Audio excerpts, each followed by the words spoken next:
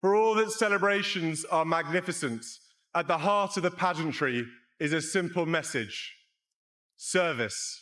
When Camilla's daughter threw shade at Princess Anne, no one saw what Prince William would do next. Things could have escalated fast if Catherine hadn't stepped in. Laura's words cut deep, sharp with disrespect. Camilla's indulgence, reckless, borderline careless. That was the feeling in the room. Not whispered, not imagined. It hit like a drumbeat. Windsor Castle gleamed with gold, banners hanging straight, glass catching every flicker. Musicians played soft notes. Tonight belonged to Princess Anne. 20,000 engagements, a lifetime of grit and duty. Everyone knew why they'd come, to honour the unshakable backbone of the House of Windsor. Then Laura Lopes leaned into a tight circle and dropped a line like a match into dry straw. Old-fashioned, she sneered about Anne's style. A few guests chuckled, nervous laughs masking shock. Others blinked, unsure if words could land so heavy. They did, because who stood behind her made them hit like a hammer. Queen Camilla, mother and protector, indulgent to the point of blind spots. William caught it all. He didn't flinch. At first, the Prince of Wales has learned the art of holding breath before he speaks. He watched the ripple through the group. A purse snapped shut, a glass froze mid-air, an accordionist pretending to read a programme. Anne was just a few steps away. She had just thanked a room full of donors for standing with Save the Children through storms and calm seas. Then silence, clean, sharp, cold. Anne's jaw locked, almost invisible movement at the hinge. Her eyes, kind.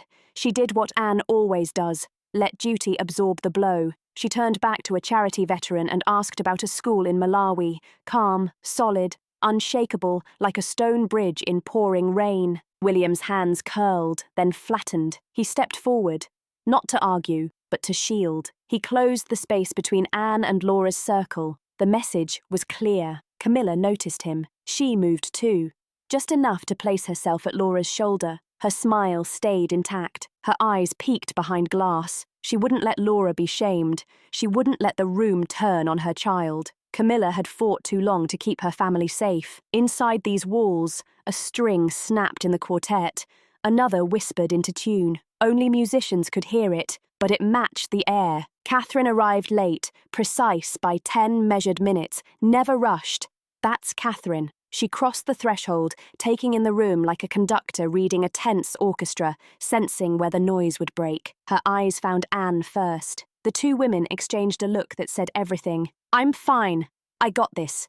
Carry on." Then Catherine saw William, smooth as marble. His face told nothing, but his eyes betrayed tension. She touched his cuff, grounding him. Only then did she turn to Camilla and Laura. No frown, no wide smile, just a small, precise greeting for both. That's Catherine, heads of state, hospital porters. She treats all the same. It said, "I see you," not, "I approve." The room eased. Conversations returned. Music found its beat. The castle breathed again, but the spark lingered, buried in the fine carpet. Everyone stepped around it. No one crushed it. Catherine moved through the social lanes she owned, quiet and confident. She thanked an archivist, admired an ambassador's sash, asked a volunteer how many hours she'd logged this month. Each moment short, warm and real. Each step brought her closer to the circle still humming from aftershock. She stopped by Laura, appearing casual, accidental, but deliberate. The art curator's shoulders straightened, chin lifted, a flicker of courage or pride. Catherine complimented the lighting choices for a recent exhibition. She knew Laura's work. Read the briefings, always does. "You place the light to honour the texture," Catherine said softly. That was thoughtful. Laura blinked. "Thank you. We tried to make it feel current." Catherine held that word up, like fragile china, turning it in her tone. "Current is good," she said, "when it carries what matters forward. No edge, no bite, a sentence like a hand on a fevered head. Cool, steady." Laura nodded, unsure if she was praised or warned. Catherine spared her the choice. "May I introduce you to Mrs. Harwood?" Catherine asked, gesturing to a grey-haired woman with clear eyes and a straight back. "She's been with Save the Children longer than I've been alive. She knows where current meets constant." The three women spoke. Mrs. Harwood shared a quiet story about a clinic roof and a storm. Anne had held a flashlight for 3 hours. No cameras, no speeches. Just a hand and a beam of light as the roof fell in. Anne moved mattresses so kids wouldn't sleep under drips. then wrote letters until funds arrived. Nothing old-fashioned about fixing leaking roofs. Laura listened, throat moving once. "Of course," she said. "I only meant—" Catherine cut her off gently. "Of course," she replied, saving Laura from finishing the sentence. "We all want the work to reach people today," Catherine added. No lecture, no scene, but the tone carried firm softness, a spine across the room. William stayed near Anne, shaking hands, talking to donors. He didn't glance at Laura again. When a courtier handed the next programme, he adjusted the order, elevating volunteer recognition, lowering noise. He passed it back, nodded to the master of ceremonies, and asked Catherine if he'd eaten. He hadn't. She offered half of a small pastry from her plate. He took it, because she is family and because Anne loves love in practical halves. Camilla watched. Her jaw trembled once, then stilled. She didn't like Laura being placed by a volunteer and not a duke. She didn't like William standing taller. She didn't like that Anne's touch guided him. She didn't like that tonight. The moral centre of the room wasn't hers. She loves her daughter, she'll defend her. The world has judged Camilla too hard, too often. She's learned to outlast it. But ignoring Catherine, that's a different game. The Princess of Wales wields power quieter, sharper, truer. Speeches began. The Lord Chamberlain praised Anne's courage. A trustee read a child's letter.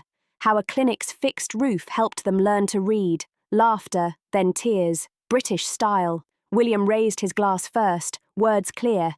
"To service," crystal chimed like frost on windows. Catherine spoke next. Not from a podium, but from the middle of a semicircle of staff and guests, to those who show service without show. Her eyes found Anne first, then the volunteers. She didn't glance at Laura, didn't need to. Later, in a quiet corridor, Catherine found Camilla alone. The Queen Consort stood with her back to a portrait of an old prince.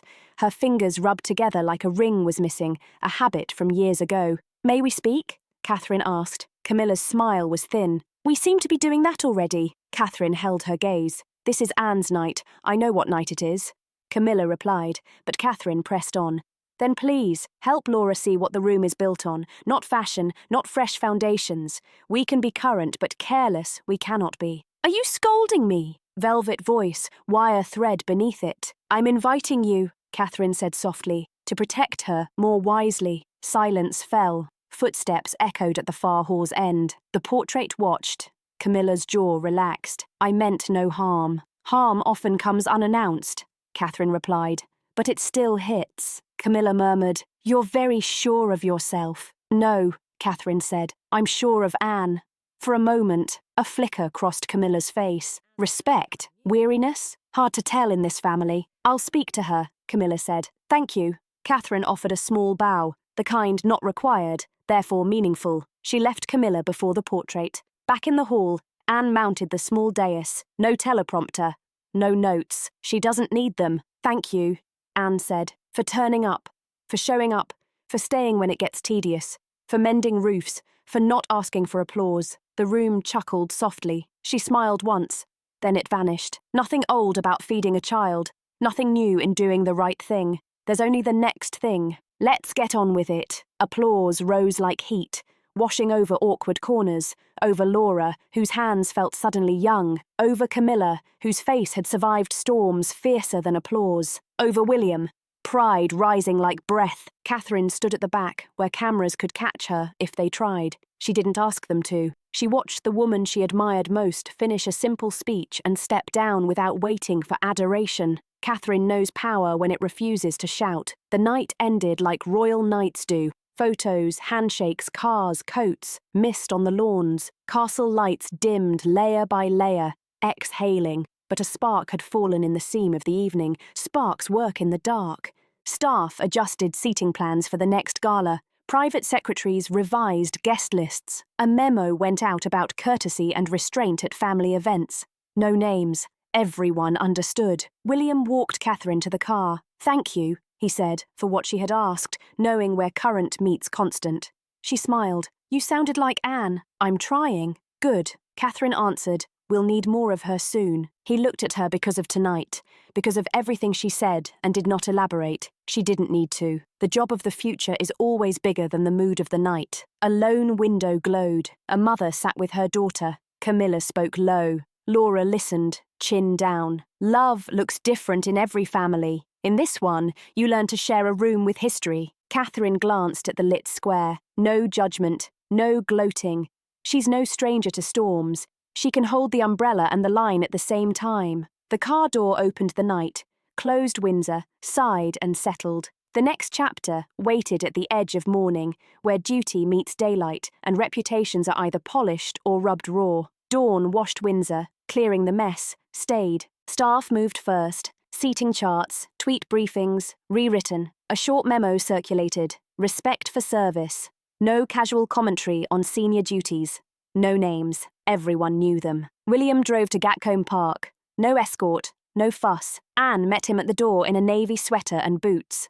Horses snorted in the mist. "She's fine," Anne said before he spoke. "You shouldn't have to be," he replied. They sat at a plain oak table. 2 mugs, no sugar. "I grew up inside remarks," he said, "and there's a draft under the door. You roll a towel, you carry on," she answered. "Your duty is old-fashioned," he said. "I've been called worse by people who know me better, from family," he added, jaw tight. Anne's eyes softened. "Family is where you practice patience, so you can spare it for strangers." He looked down. "It isn't right. Doesn't need to be," she said. "It needs to pass." He nodded, unconvinced. She stood, squeezed his shoulder, and went to the yard. Duty and boots, duty that feeds itself on work. Catherine did the school run, returned to a desk stacked with thin folders. She reads fast, but not hurried. 1 line can save a day, 1 sentence sink it. She called her private secretary. "Gallery preview, invite Laura, invite 2, save the children, volunteers, no press, quiet light, good air today," he asked before it hardened. "Laura arrived this afternoon," she said, chic and brittle. Catherine greeted her with warmth that did not bend. "Thank you for coming. I wanted your eye on this show. Textures light, what carries forward?" They walked beneath canvases holding storms and solace. 2 volunteers joined, Mrs. Harwood from last night and a young nurse smiling like dawn. The nurse pointed to a photo of a clinic rebuilt after floods. "Princess Anne signed the first cheque," she said, then thanked the builders, carried water up the hill. Laura's lips pressed, then parted. "I didn't know." "Few do," Catherine said. "That's the point." They stood in silence.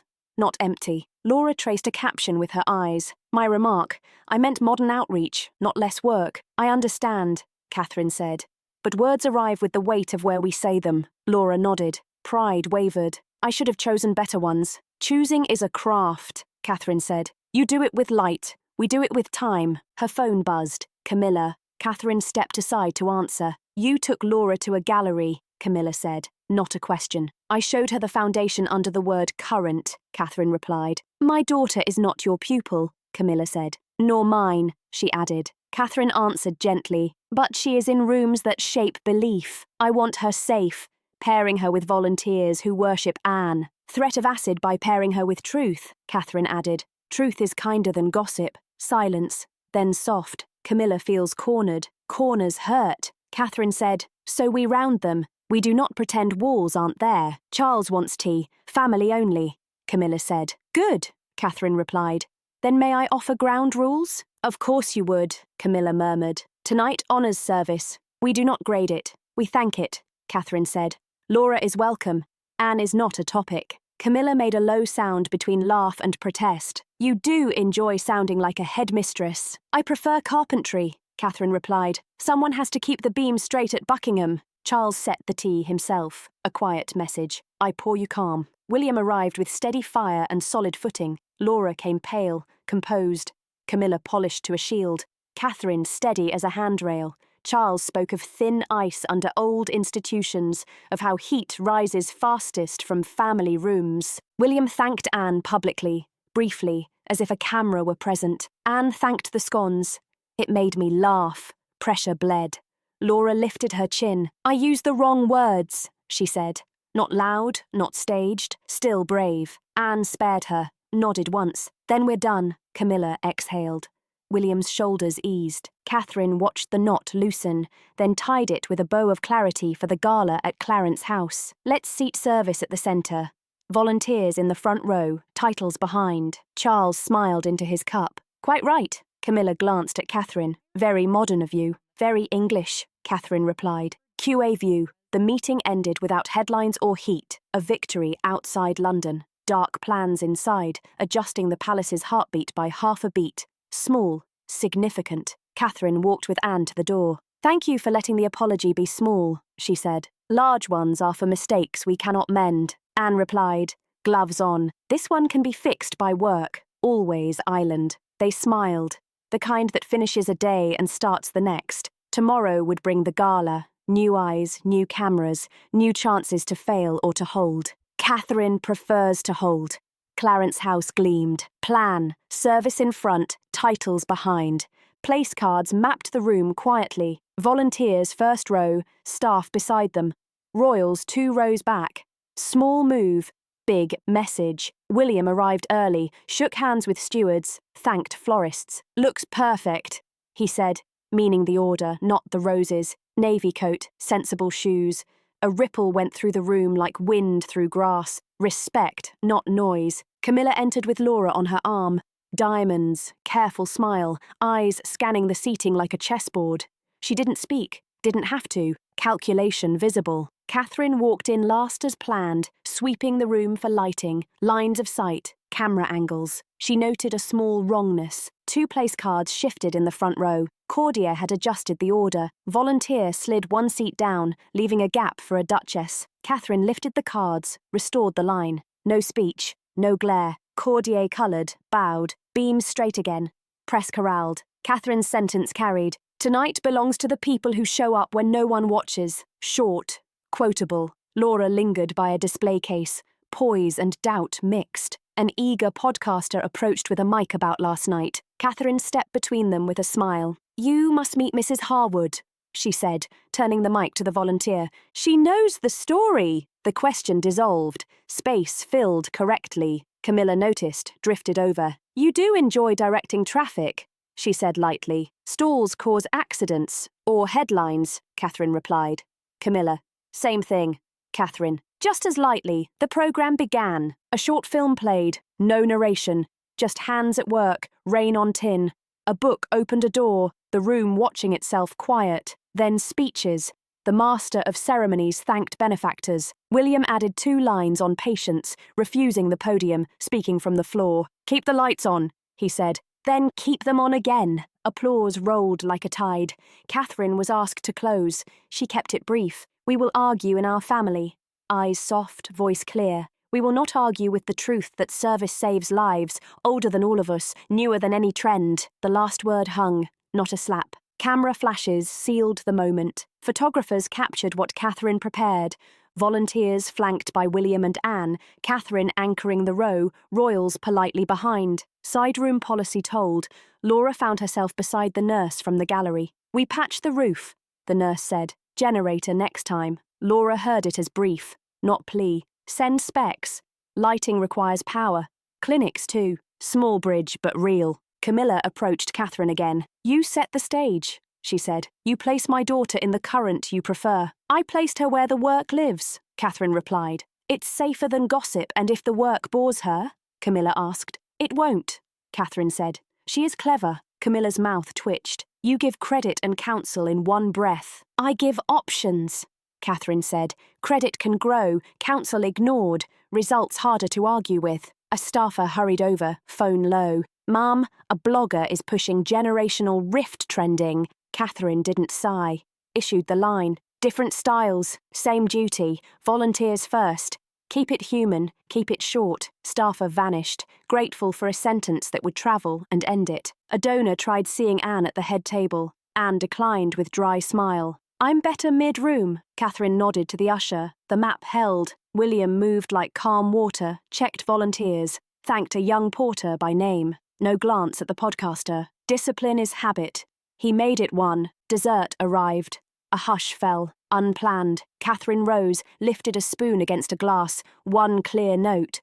The room looked up to those who mend what breaks. To those who repair, who hold, who stay. We can be modern and still understand what never changes. She raised her glass first to volunteers, then Anne. Standing ovation steady, not showy. People rose because it was clearly time. Even Camilla clapped quickly, face bright. Laura clapped too, chin down, eyes bright a different way. In the cloakroom afterward, Catherine touched Laura's arm. You were good tonight. I only listened, Laura replied. Harder than talking. It lasts longer outside, Catherine said. Cameras clicked in the dark. Headlines were already writing themselves. Service, first at Clarence House, Anne's night, volunteers front row, rift story withered for lack of fuel. William took Catherine's hand. You held it, he said. We all did, even those who didn't mean to. She answered. He understood. Victory wasn't flashy. It was structural, beam true, roof unbroken. Catherine wrote 2 notes by hand, one to Mrs. Harwood, one to Laura. First said, thank you. Second said, thank you. 2. Bring generator specs. She sealed both carefully. Soft power, still power, well used, holding castles together. The gala held. The roof didn't leak. By morning, rumour did. A tabloid ran a source line. Podcast clipped Catherine's toast, framed as rebuke. Threads tangled. Catherine starved the story of fuel, tried a new match. Camilla called Charles first, their briefing against Laura. It has your son's fingerprints, she said. Charles pinched the bridge of his nose. We are not doing fingerprints, he said, tired. We are calm. Catherine convened the calms at 9. No panic, clear tasks, no denials, add context. She said volunteer quotes, clip the film, lead with the generator. Headline, service needs power, including Laura. A press aide.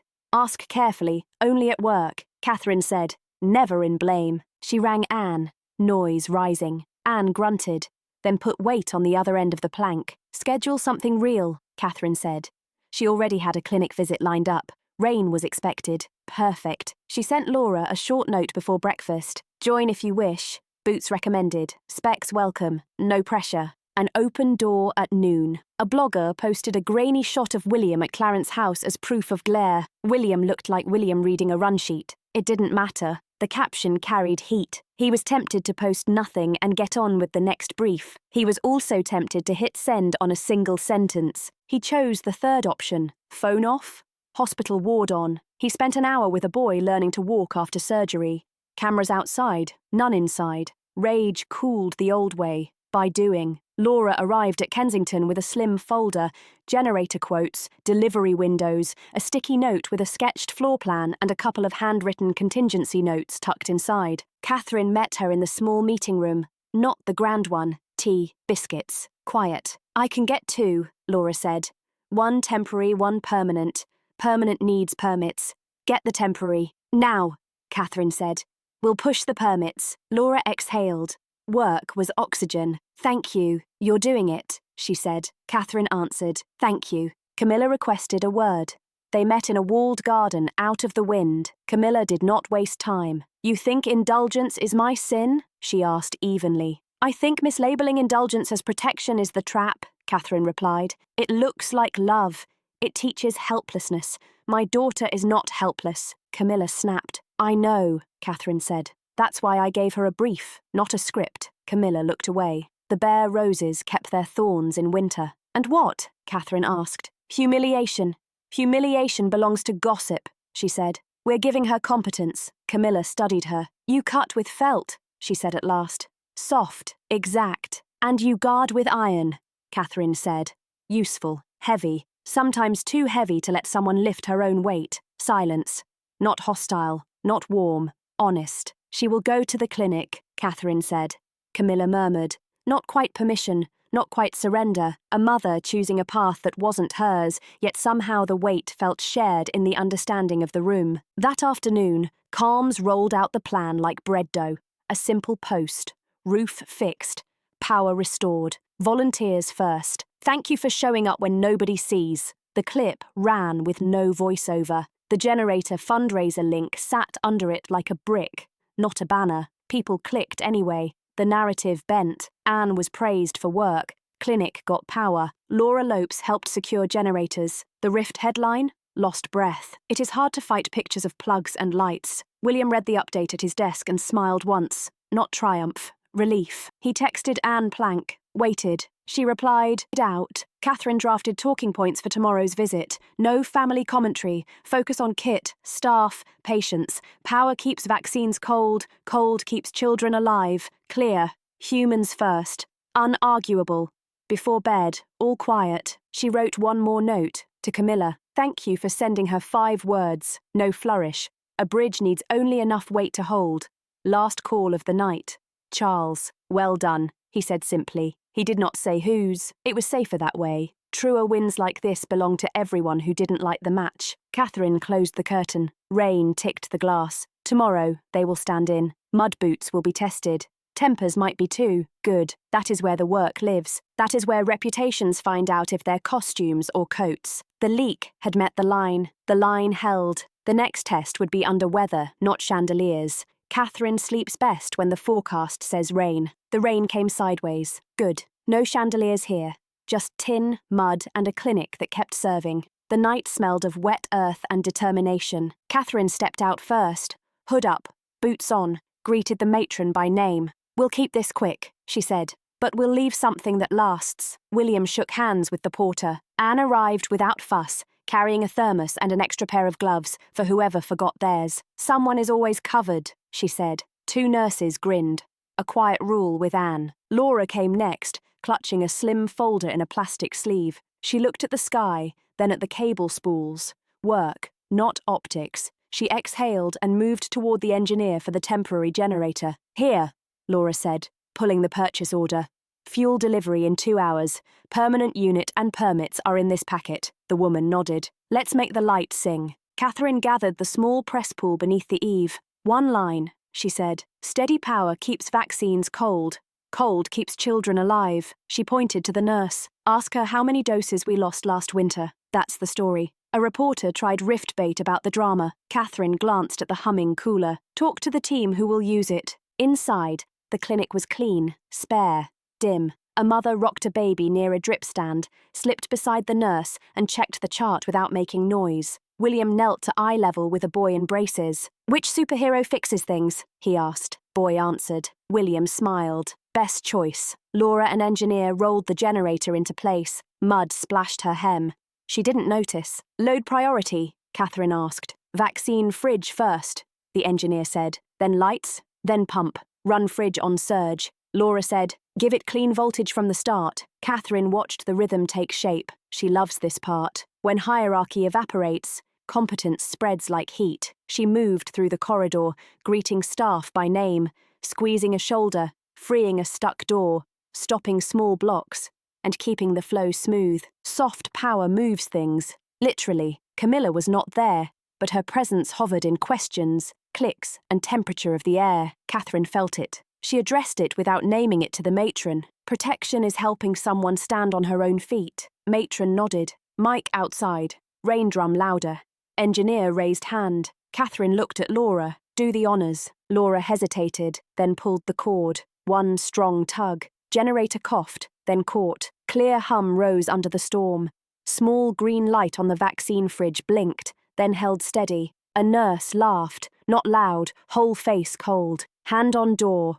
Cold at last. Catherine let the room own the moment. No pose, no line, just that hum. Then she stepped to press. Today we did a small thing. Small things save large lives. Thank you to Laura Lopes for securing the units. To the team for making them sing. To Anne for teaching us that showing up rain or shine is never old-fashioned. The quote landed as designed. A lift, a bridge, a benediction. Honoured Anne without shadow, named Laura. Work at centre, everyone else in orbit. William added 1 sentence. If you want to help fund the 2nd unit. QR code appeared on clinic door. Phones rose. Money moved after the switch on. Catherine walked the yard with Laura. Rain softened to fine stitch. You handled yourself, Catherine said. I handled a generator, Laura said, almost smiling. Same thing today. One keeps the lights on, the other keeps tempers down. Mud on shoes. I'm sorry for the words at Windsor. Didn't see the weight they'd carry. You do. Now, Catherine said. Carry the right things. They paused at the corner where gutters overflow. Catherine turned, and for the first time since Windsor, she led a deeper note out. Indulgence feels kind, she said, but it can trap people in weakness. Better love is the harder one, the kind that asks someone to stand and hands them the tools. Laura swallowed. I understand. Good. Use it by evening. Clips ran, not gossip. The hum. Fridge light. Nurses' smiles. Boys' braces. Headlines shifted, cold chains secured. In the rain, Lopes delivers power. Rift story flickered, went dark. Camilla watched news at Clarence House alone. Catherine's line reached her anyway, through matron's voice, caption, and look on her daughter's face. As she pulled that cord, the queen consort sat down her glass and sat back. Iron can bend. It simply needs heat and time. Catherine returned home, hair damp, sleeves muddy. She placed her notes on the desk and circled one line: small things, large lives. Then she underlined another: protect, by strengthening. She smiled. Tomorrow would bring the next calculus. The palace always does. But tonight, the fridge was cold, the lights were on, and the room where rumours live had nothing to eat. If you enjoyed seeing the quiet strength behind palace work, hit like, subscribe, share, and drop a comment on which moment inspired you the most.